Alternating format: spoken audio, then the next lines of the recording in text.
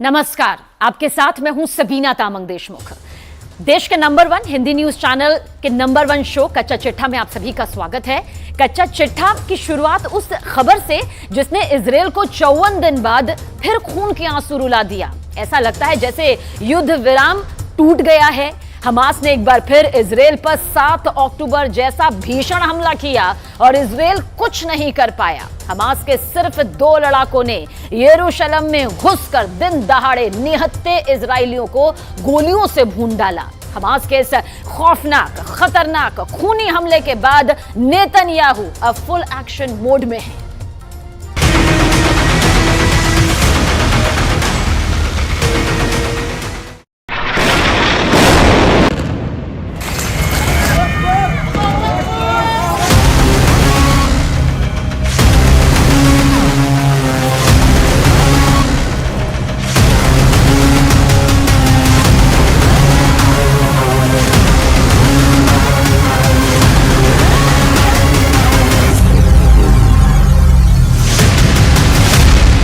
Hamas ने cease fire समझौते के चीथड़े उड़ा दिए।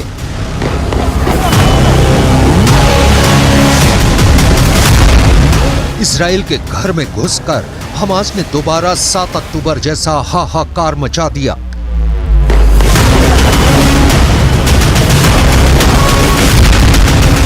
हमास के अंदर का हैवान जाग उठा और इजराइल बस हाथ मलता रह गया।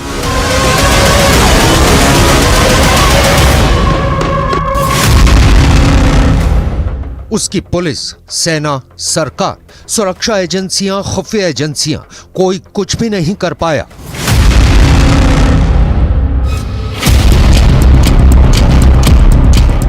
दिन शुरू ही हुआ था कि सुबह सुबह हमास के 2 लड़ाके गोला बारूद से भरी एक कार लेकर इजराइल के यरूशलेम के एक बस स्टैंड पर पहुंचे। वहां लोग बस के इंतजार में खड़े थे। तभी हमास के दोनों लड़ाके कार से उतरे और पिस्तौल और असॉल्ट राइफल से अंधाधुंध फायरिंग शुरू कर दी।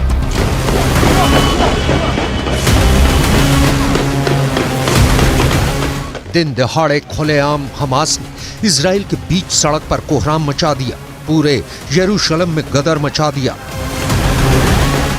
जो सामने दिखा, हमास के लड़ाकों ने उसे गोलियों से छलनी कर दिया।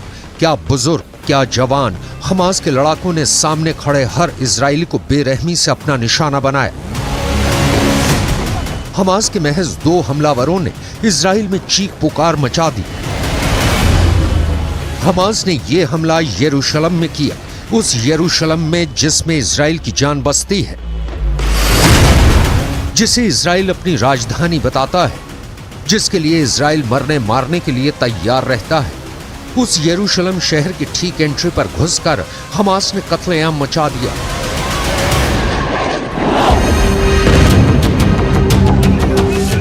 वो भी उसी तरह जैसे करीब 2 महीने पहले 7 अक्टूबर को हमास के लड़ाकों ने गाजा से इजराइल में घुसकर लोगों को मौत के घाट उतारा था।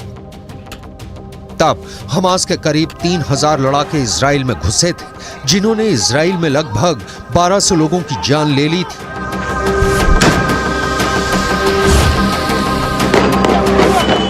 मगर इस बार हमास ने अपने सिर्फ 2 लड़ाके भेजे, जिन्होंने इजराइल में 3 लोगों को मौत की नींद सुला दिया। यानी इजराइल के लोगों की जान लेने के लिहाज से हमास का यह हमला 7 अक्टूबर वाले हमले से भी ज्यादा घातक साबित हुआ, क्योंकि आंकड़े कहते हैं कि 7 अक्टूबर को तो हमास के हर 5वें लड़ाके ने इजराइल में 2 लोगों की हत्या की थी। मगर यरूशलेम के हमले में हमास के सिर्फ 2 लड़ाकों ने ही इजराइल के 3 लोगों को मार डाला। उन्होंने 73 साल की एक बुजुर्ग की हत्या की, 67 साल की एक महिला को मार डाला और 24 साल की एक जवान महिला भी हमास के हमले का शिकार हो गई।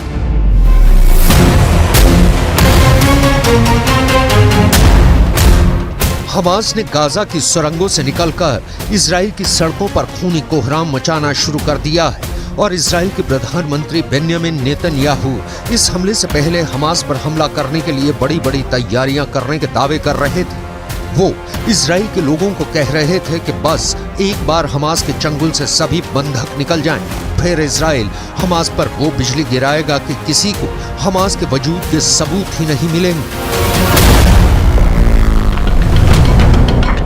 माना जा रहा है कि सीज फायर खत्म होने के बाद इजराइल का प्लान दक्षिणी गाजा में घुसने का है।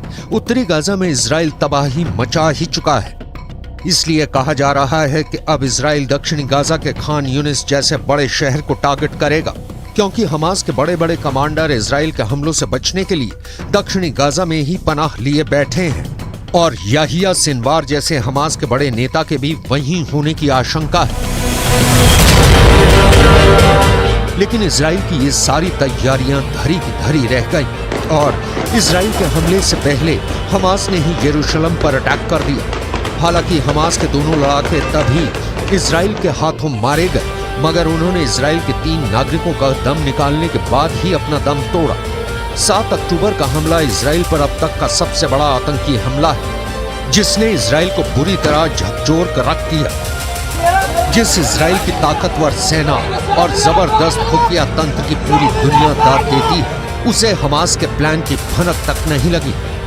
तभी से इजराइल की सुरक्षा व्यवस्था और उसके इंटेलिजेंस पर सवाल उठ रहे हैं। मगर उस हमले के बाद से तो इजराइल की पुलिस और सेना हाई अलर्ट पर है। इसके बावजूद हमास ने दोबारा इजराइल की सुरक्षा को भेद डाला और इजराइल इस बार भी बस देखता रह गया।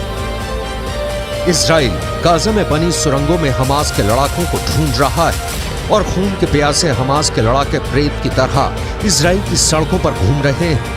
जो हमास अब तक इजराइल से बचने के लिए गाजा में जमीन के अंदर सुरंगें बनाकर अपना अड्डा चला रहा था, उस हमास ने अब इजराइल की सड़कों पर सर उठाकर हमले शुरू कर दिए हैं और इजराइल बेबस है।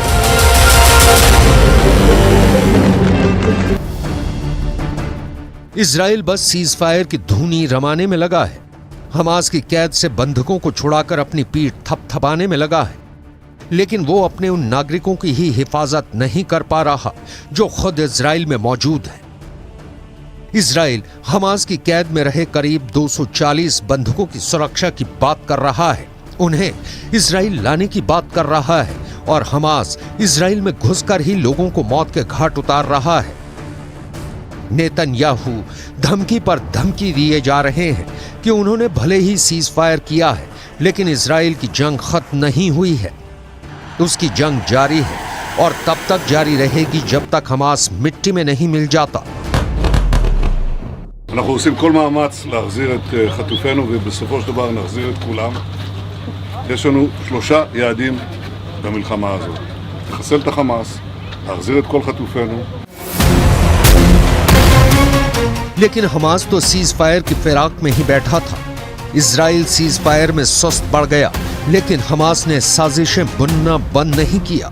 वो इजराइल से बदला लेने की प्लानिंग में जुटा रहा। उल्टा इजराइल ने हमास के साथ सीज फायर एक दिन के लिए और बढ़ा दिया और सीज फायर बढ़ते ही हमास ने अपना रंग दिखा दिया। उसने बिल्कुल सोची समझी साजिश के तहत यरूशलेम पर धावा बोला और इजराइल की चूलें हिलाकर रख दी। यरूशलेम पर अटैक हमास की बहुत बड़ी कामयाबी है, ऐसी कामयाबी जो उसे 7 अक्टूबर को भी नहीं मिली थी। 7 अक्टूबर को हमास यरूशलेम तक नहीं पहुंच पाया था, मगर इस बार उसने यरूशलेम में खून खराबा किया, क्योंकि यरूशलेम को इजराइल अपनी राजधानी बोलता है, जबकि फिलिस्तीन भी पूर्वी यरूशलेम को अपनी राजधानी बनाना चाहता है। मगर इजराइल पूरे के पूरे यरूशलेम पर कब्जा किए बैठा है। इजराइल और फिलिस्तीन के बीच यरूशलेम विवाद की जड़ है।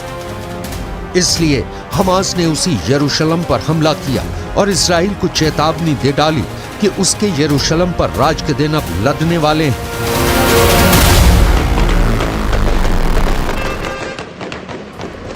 हमास अपने इतिहास के सबसे मुश्किल दौर में है। हमास के लड़ाकों के सामने मरने के अलावा कोई और रास्ता ही नहीं बचा है। हमास को अब तक सबसे बड़ा धोखा मिला ईरान, जिसके दम पर हमास अब तक उछल कूद मचा रहा था, और हिजबुल्लाह, जिसने हमास का साथ देने का पूरा वायदा किया था। दोनों ने इस महायुद्ध में हमास का साथ देने से इनकार कर दिया।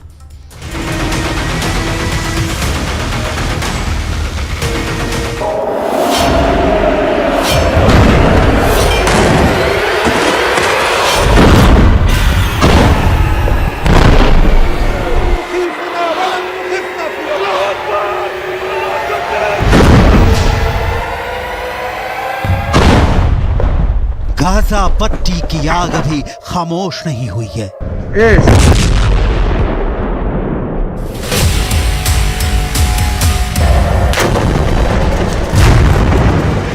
गाजा के आसमान का धुआं अभी छटा नहीं है।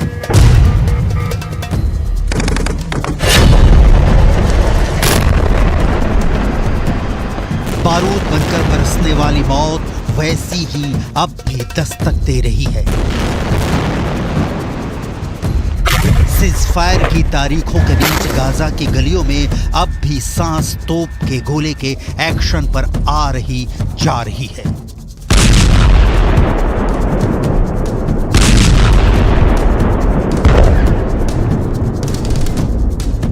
पूरा गाजा इस वक्त शमशान में तब्दील हो चुका है। कोई नहीं है जो गाजा को बचा सके। हमास को इजरायल युद्ध में सिर्फ धोखा मिला है, ऐसा धोखा जिसने हमास को तोड़ कर रख दिया है। हमास के पास सरेंडर के अलावा इस वक्त शायद और कोई विकल्प नहीं है। किसने दिया हमास को इतना बड़ा धोखा? किसने दोस्ती कर हमास से दुश्मनी निभाई? पहले युद्ध में साथ देने का वादा किया और वक्त आया तो पीठ दिखाकर भाग निकला।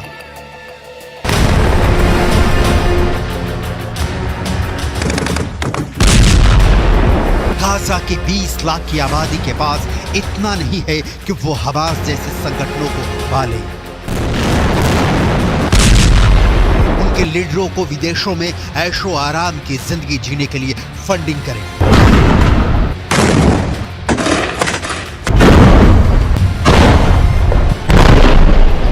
ये ईरान है, हिजबुल्ला है जो हमास को फंडिंग करते हैं, ट्रेनिंग देते हैं, हथियार देते हैं, जिनके दम पर हमास इजराइल पर 7 अक्टूबर जैसा क्रूर हमला करता है।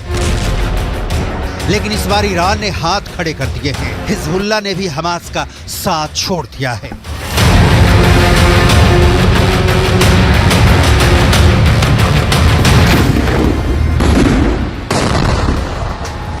क्यों ईरान ने छोड़ दिया हमास का साथ? क्यों हिजबुल्ला ने भी छुड़ा लिए हमास से हाथ?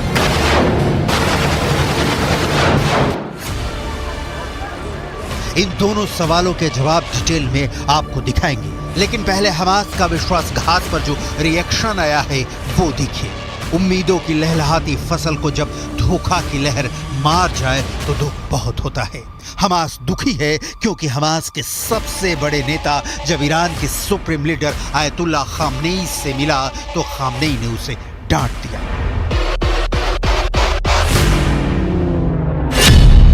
तेहरान में सुप्रीम लीडर आयतुल्ला खामनेई ने कहा कि हमास ने इजराइल पर भीषण हमले के पहले ईरान को जानकारी क्यों नहीं दी।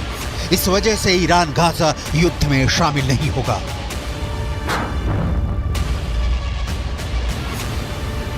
ईरान जानकारी नहीं होने के पीछे जो छिपा रहा है वो कोई छोटी मोटी बात नहीं बल्कि खौफ है। यह खौफ अमेरिका का है। अमेरिका को ईरान ने चारों तरफ से घेर लिया है। इजराइल के खिलाफ कोई भी एक्शन ईरान को मुश्किल में डाल सकता है। ईरान में भारी तबाही हो। लाल सागर में अमेरिका का एयरक्राफ्ट कैरियर आइजनहावर खड़ा है। भूमध्य सागर में अमेरिका ने अपने एयरक्राफ्ट कैरियर जेराल्ड फोर्ड को तैनात किया है। इजराइल की सुरक्षा के लिए अमेरिका ने अपने सबसे बेहतरीन लड़ाकू विमान आसमान में छोड़े हैं। मतलब इजराइल इस वक्त अमेरिका वाले कवच के भीतर है और इसे भेदने की हर कोशिश के खिलाफ अमेरिका का हमला निश्चित है।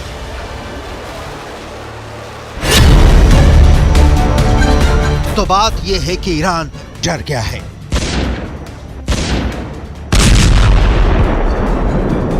हमास के समर्थन वाले तेहरान में लगे नारों के बीच आयतुल्ला खामनेई के पास हमास का हाथ झटक देने के अलावा कोई विकल्प नहीं बचा है। पश्चिमी मीडिया में छपी रिपोर्ट के मुताबिक मुस्लिम ब्रदरहुड की नीतियों पर चलने वाले सुन्नी गुट हमास ने शिया ईरान और हिजबुल्ला के इजराइल के खिलाफ संयुक्त मोर्चा में शामिल नहीं होने के फैसले पर निराशा जाहिर की है।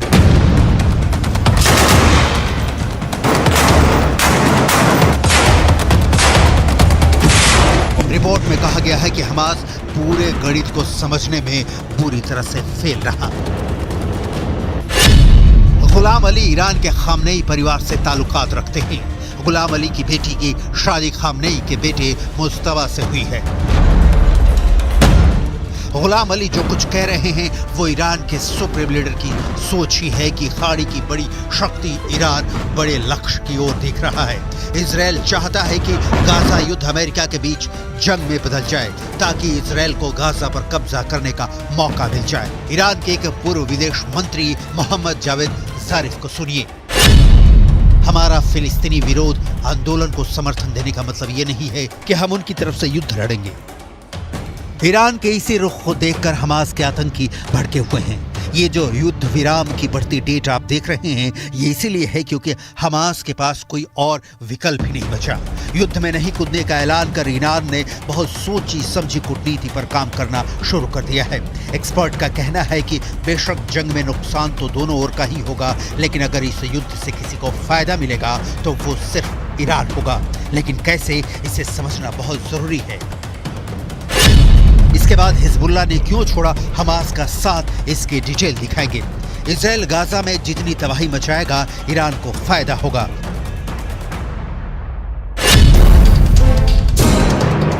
नंबर 1, इससे सऊदी अरब और दूसरे खाड़ी देशों से इजराइल के संबंध बिगड़ेंगे। ये ठीक उस वक्त होगा जब अमेरिका की मध्यस्थता में सऊदी अरब और इजराइल एक दूसरे के करीब आ रहे थे। नंबर 2, गाजा में तबाही से फिलिस्तीन के दूसरे क्षेत्रों में विद्रोह शुरू हो गया है जो युद्ध को लंबे समय तक खींच सकता है। ईरान यही चाहता है कि इजराइल युद्ध में फंसा रहे। नंबर 3, ईरान को अमेरिका से न्यूक्लियर मुद्दे पर ढील मिलने की संभावना पैदा होगी। तो हमास की जीत में या हार में फायदा ईरान को होने जा रहा है। वैसे भी ईरान के लिए दोस्ती और दुश्मनी एक ही सिक्के के दो पहलू हैं। हमास को ये बात अब समझ में आई है। ईरान इजराइल या अमेरिका का जानी दुश्मन रहा है और इसका बीज पड़ा 1979 में जब ईरान में तख्ता पलट हुआ, जिसे ईरान की इस्लामिक क्रांति कहा जाता है। ईरान के मौजूदा शासक शाह रजा पहलवी को गद्दी से उतारकर शिया मुस्लिम नेता खुमैनी ईरान के प्रमुख बन गए। शाह के शासन में ईरान का अमेरिका और इजराइल से संबंध काफी अच्छे थे, लेकिन खुमैनी ने सब कुछ बदल दिया। ईरान को इस्लामिक राष्ट्र घोषित कर दिया गया। उस समय से ही खुमैनी के शासन को एंटी अमेरिका और एंटी इजराइल कहा जाने लगा। ईरान ने इसका सबूत भी दिया। इजराइल के खिलाफ यमन के हूती विद्रोहियों का साथ दिया, लेबनान में हिजबुल्लाह के साथ और गाजा में हमास को पाला पोसा। हिजबुल्लाह की इजराइल से पुरानी दुश्मनी है और वर्ष 2000 में गोरिल्ला वार और 2006 में भी जंग लड़ चुका है। लेकिन अब मामला उल्टा पड़ गया है क्योंकि ईरान युद्ध को स्वार्थ के चश्मे से दिख रहा है। लेकिन हिजबुल्लाह ने क्यों नहीं दिया हमास का साथ? असल में हिजबुल्लाह ईरान का वो घोड़ा है जिसकी लगाम अयतुल्लाह खामनेई के हाथ है।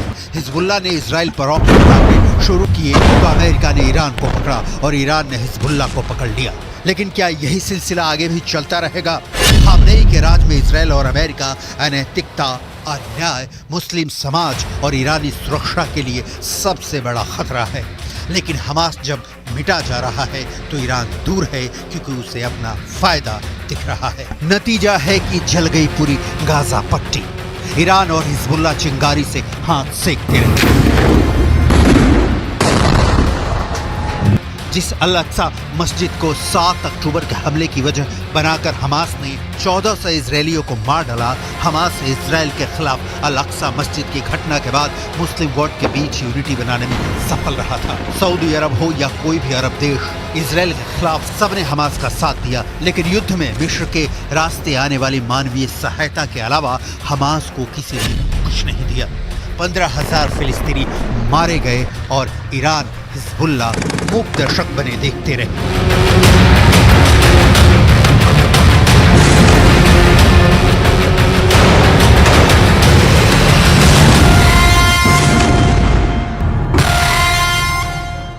ईरान ने ये फैसला कर लिया है कि अगर हमास फेल भी हो गया, नाकाम हो गया, तो वो इजराइल को किसी भी कीमत पर छोड़ेगा नहीं।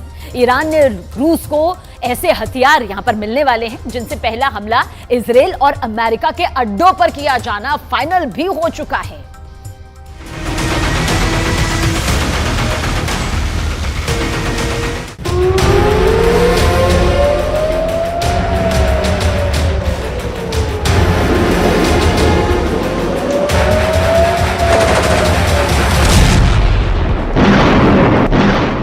पश्चिम एशिया जल रहा है और अब इस आग में नए शोले भड़काने का साजो सामान तैयार हो चुका है। इजराइल और अमेरिका के लिए बहुत बुरी खबर ईरान से आई है। ईरान को मिलने जा रहा है सुखोई 35 फाइटर जेट और Mi-28 अटैक हेलीकॉप्टर। रूस से दोनों हथियार मिलने जा रहे हैं। इसके अलावा रूस से ईरान को याक 130 ट्रेनर जेट भी मिलेगा, जिससे ईरान के फाइटर पायलट्स की ट्रेनिंग और बेहतर हो जाएगी। सवाल है कि ये ताकत मिलने के बाद अब इजराइल से कैसे टकराएगा ईरान। पश्चिम एशिया में ईरान की फाइटर गोलाबंदी शुरू हो चुकी है।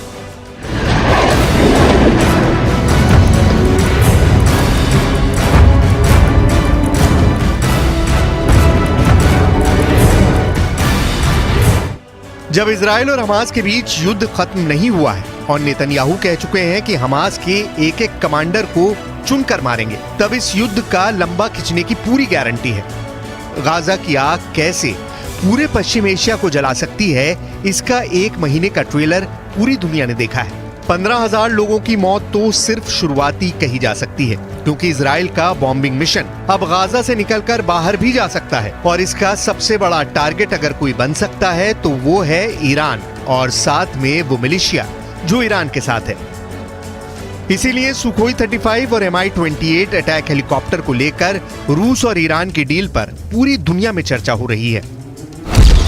सवाल है कि सुखोई 35 जैसे लॉन्ग रेंज फाइटर के टारगेट पर कौन सा देश होगा? क्या इस फाइटर जेट के टारगेट पर खाड़ी में अमेरिका के अड्डे होंगे या फिर ईरान अब इजराइल पर हमले के लिए तैयार हो रहा है?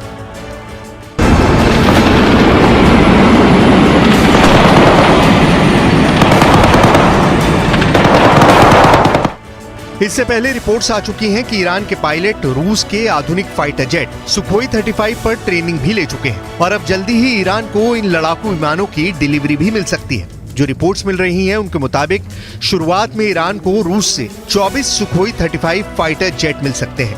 तादाद तो इनकी कम लगती है, लेकिन ऐसे फाइटर ईरान की एयरफोर्स को गजब की ताकत देंगे, इसमें कोई शक नहीं।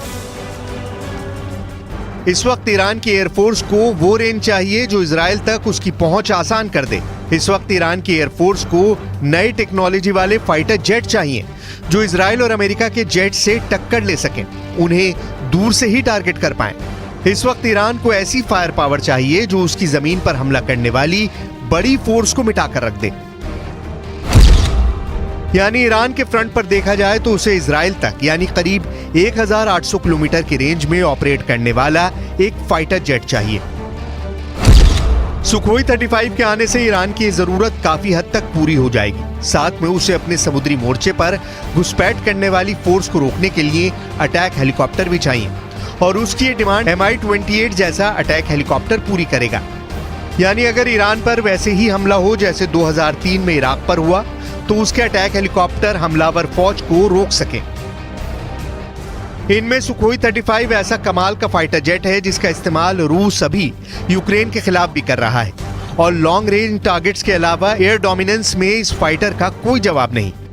इस फाइटर जेट के मुकाबले में यूक्रेन के पास भी कुछ नहीं है और इसे रोकने के लिए ज़ेलेंस्की फिलहाल नेटो से मिले एयर डिफेंस सिस्टम पर ही निर्भर है। इसीलिए सुखोई 35 और इसकी फायर पावर की कुछ खास बातें जान लीजिए। आपको इस वेपन सिस्टम के टारगेट समझ में आ जाएंगे। रूस अब सुखोई 35 की बहुत ही आक्रामक मार्केटिंग भी कर रहा है। सुखोई 35 चौथी जनरेशन के आगे का लड़ाकू विमान है। सुखोई 35 बहुत ज्यादा खतरनाक है। इसमें passive electronically scanned array radar लगा है जो 400 किलोमीटर के दायरे में टारगेट को पहचान सकता है। कुल मिलाकर ये भारत के सुखोई 30 MKI का आधुनिक रूप है जिसमें ज्यादा मजबूत इंजन है। ये थ्रस्ट वेक्टर कंट्रोल के साथ क्लोज एयर कॉम्बैट में दुनिया का सबसे बेहतरीन जहाज कहलाया जाता है। इसकी सटीक बॉम्बिंग सीरिया और यूक्रेन में मिसाल बन चुकी है। ये वो फाइटर है जिसने सीरिया में ISIS की कमर तोड़ दी। ये वो लड़ाकू विमान है जिसे पुतिन का अहंकार बताया गया, जिस फाइटर को दुनिया की कई एयरफोर्स खरीदना चाहती है। रशियन एयरफोर्स के पास अभी 100 से ज्यादा सुखोई 35 है। ये यूक्रेन में पुतिन के स्पेशल एयर ऑपरेशन का सबसे अहम हिस्सा या कहें रूस के एयर स्ट्राइक मिशन का लीडर बना हुआ है। 2024 तक रूस की एयरफोर्स को ऐसे 30 और जहाज दिए जाने की तैयारी है इसीलिए कहा जा सकता है कि रूस का ये जहाज बहुत स्पेशल है, जो ईरान के एयरफोर्स की मौजूदा फायर पावर को कई गुना बढ़ा देगा। चीन ने भी इसी फाइटर जेट में भरोसा दिखाया है।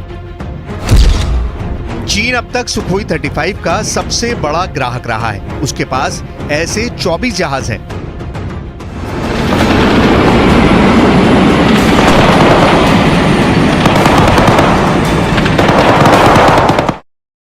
ईरान और रूस की इस डील पर इजराइल की बहुत पैनी नजर है। इजराइल के पास ईरान से कई गुना बेहतर फाइटर जेट है। उसके पास F-35 स्टेल्थ फाइटर भी है। उसके पास F-16 और F-15 जैसे लड़ाकू विमान भी है। लेकिन इसके सामने सुखोई 35 आया तो बराबरी की टक्कर दे सकता है, इसमें कोई शक नहीं है। फिलहाल पूरा खेल गाजा को बचाने का है और नेतन्याहू नहीं चाहेंगे कि उनका एंटी हमास मिशन किसी भी तरह से कमजोर पड़े, चाहे इसमें कितना भी वक्त क्यों ना लग जाए। अगर इजराइल के एंटी हमास ऑपरेशन में कोई देश रुकावट बन सकता है तो वो है ईरान। और ईरान के मजबूत होने का मतलब है कि इजराइल की अपने दुश्मनों पर पकड़ कमजोर पड़ जाएगी। ईरान के पास सुखोई 35 आएगा तो जाहिर है कि ईरान ज्यादा ताकतवर बनेगा और इसकी बड़ी वजह रूस ही है, क्योंकि आज वो ईरान को अपना सबसे खतरनाक फाइटर जेट देने को तैयार है। देखा जाए तो चाहे फाइटर जेट हो या फिर ड्रोन, रूस और ईरान ने अपने रिश्तों को बहुत शातिराना तरीके से ढककर आगे बढ़ाया है। यूक्रेन युद्ध में पुतिन इतनी तबाही कभी नहीं मचा पाते अगर ईरान ने रूस की मदद ड्रोन देकर ना की होती। इसीलिए यूक्रेन में रूस ईरान के ड्रोन से बहुत बड़ा मैसेज लगातार देते रहे हैं। इससे साफ जाहिर है कि रूस और ईरान के बीच रिश्ते बहुत ही सीक्रेट रहे हैं। यही वजह है कि ईरान और रूस के बीच संबंधों से अमेरिका और इजराइल दोनों बौखलाए हुए हैं। एक तरफ से अब पुतिन ने युद्ध वाला कंट्रोल ईरान में शिफ्ट कर दिया है। अब ईरान और सऊदी अरब के समझौते या कहें कि तनाव कम होने से दो देशों को सबसे बड़ा नुकसान होने वाला है। इनमें से जाहिर है कि एक अमेरिका है और दूसरा इजराइल है। इजराइल को उम्मीद रही है कि ईरान को एक साझा दुश्मन साबित करके वो सऊदी अरब की तरफ दोस्ती का हाथ बढ़ा सकता है।